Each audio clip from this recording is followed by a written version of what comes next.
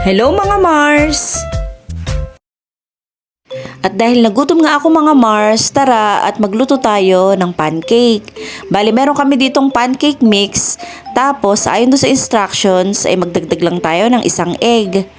Ayan mga Mars, at magsimula na tayong mag-mix-mix. Bali ito nga yung ating pancake mix.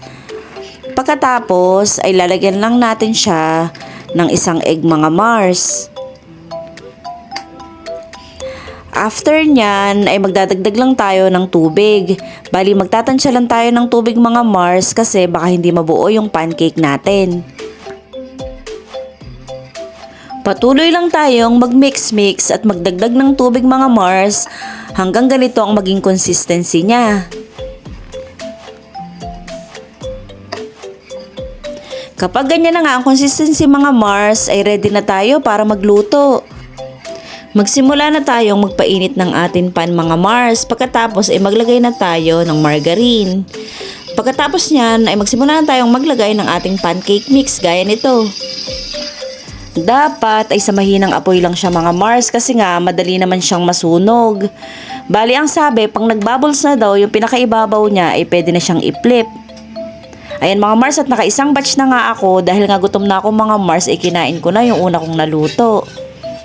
At eto, at ready nang i-flip ang ating pancake. Naku mga Mars, at wag na kayong maghanap ng perfectong bilog kasi pwede na yan kasi nagugutom na ako at medyo gabi na nga. Eto, at matatapos na ako sa pagluluto, malamang ay isang batch na lang to. Eto na nga ang aking last batch. At ayan mga Mars, at magsimula na tayong kumain. Masarap nga palang i-partner to sa black coffee, kaya eto at magtimpla na tayo. Gabi na nga at naka-black coffee pa ako mga Mars. Huwag kayong mag-alala mga Mars kasi wala naman niyang effect sa akin.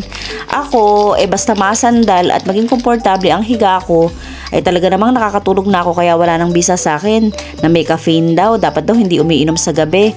Sa akin mga Mars ay wala namang effect yung ganon.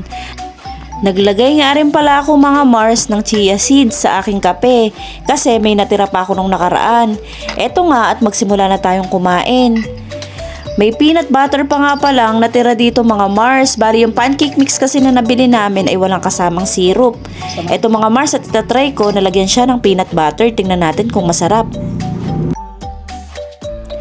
Pilit ko pang inaalok yung asawa ko na lagyan niya ng peanut butter yung kanyang pancake kaso ayaw niya mga Mars.